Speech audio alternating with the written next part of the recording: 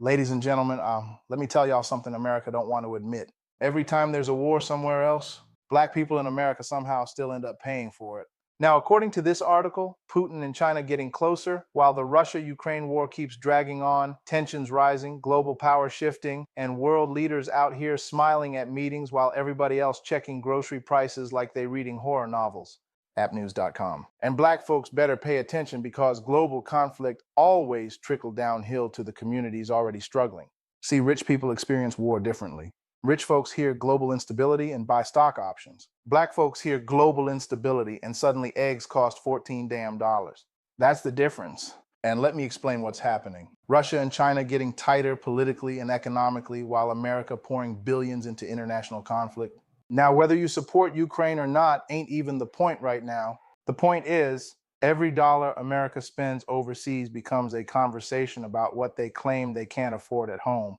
See, somehow America always got money for missiles, but suddenly becomes spiritually broke when black neighborhoods need schools, healthcare, housing, or mental health resources. Ain't that interesting? America can find $90 billion faster than your cousin find a plate at the cookout. But ask for clean water in poor communities and suddenly Congress need more discussion. That's why black people side-eye these wars differently. Because historically, black communities get asked to sacrifice for democracy overseas while still fighting for equality here. Black veterans been risking their lives for freedoms abroad they couldn't fully enjoy at home. That's America's favorite magic trick.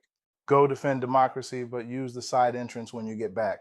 And now with Russia, China, America, NATO, sanctions, energy fights, cyber threats, all this geopolitical tension affects black communities economically first.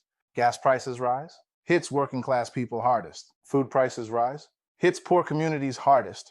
Housing costs rise, guess who already struggling with rent? And black America already carrying inflation on our backs like student loan debt with anxiety attached.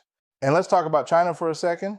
Because while politicians scream about national security, corporations still doing business globally every damn day. That's why regular people get confused. One minute America say, China is a threat. Next minute, your whole house say made in China. Brother, even the warning labels be made in China. And black folks especially got to understand, whenever global powers fight economically, the working class becomes collateral damage. Because billionaires don't suffer recession the same way poor people do. Rich folks call it market correction. Black folks call it, I gotta put half this grocery cart back. And here's the dangerous part nobody talks about. When nations get stressed economically and politically, racial tensions inside countries usually get worse. History shows that. Because struggling societies always look for somebody to blame. Immigrants, minorities, poor people, black people. America got a long history of saying, we're all united, right before making black communities absorb the pain. And don't let these politicians fool you with patriotic speeches. Because ain't nobody in Congress missing meals. Nobody in government choosing between rent and insulin.